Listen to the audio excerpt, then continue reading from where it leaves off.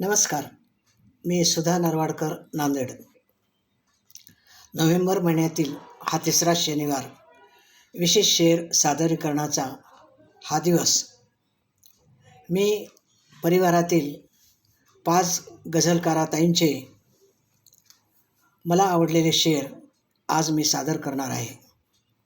प्रथम परिवाराचे सर्व आदरणीय गझलगुरू प्रवीण पुजारी सर, कुशल तंत्रज्ञ प्रणव बनसोडे आणि माझ्या इतर सर्व गझलकार बंधू भगिनींना सस्नेह नमस्कार करून मी आज 5 शेर सादर करते आहे.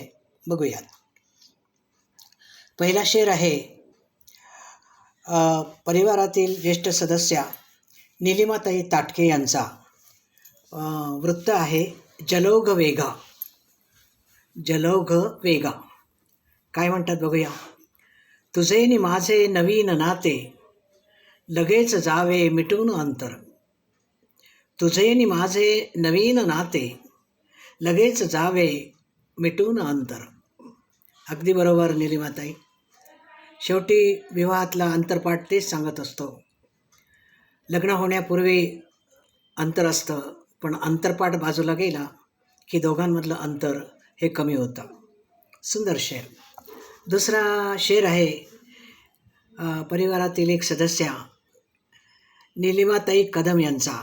वृत्त आहे अनल ज्वाला. असण्यात तुझ्या दडले माझे असणे आहे.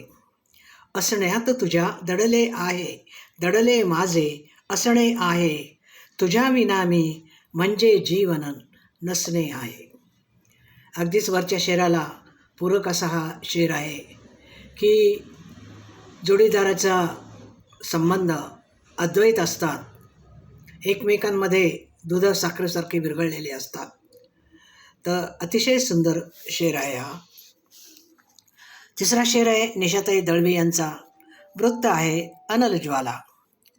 सर्वांवरती प्रेम सांगतो करशील कसा.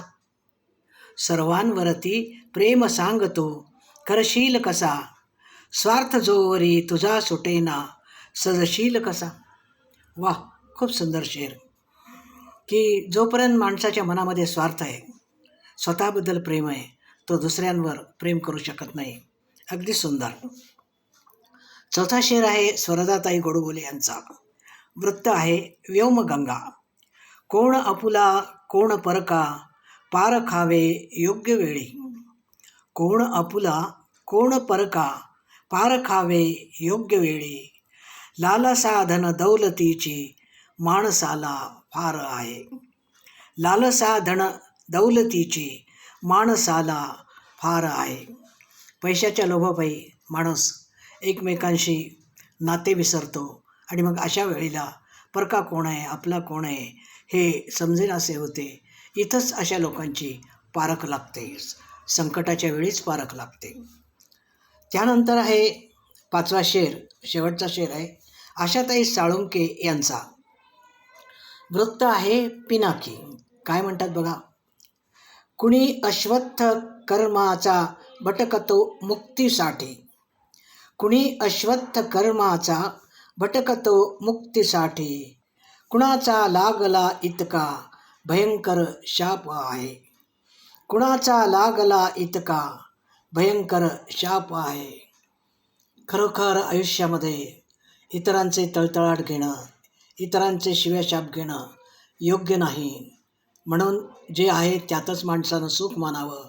हडपझडप करण्याचा प्रयत्न करू नये, कारण त्याची फळं याच जन्मात इथेच आपल्याला भोगावी लागतात. तेव्हा बंधुभगिनींनो, हे 5 शेर मला अतिशय आवडले, भावले, म्हणून ते मी निवडले आणि आज आपल्यापुढे सादर केलेले आहेत. धन्यवाद.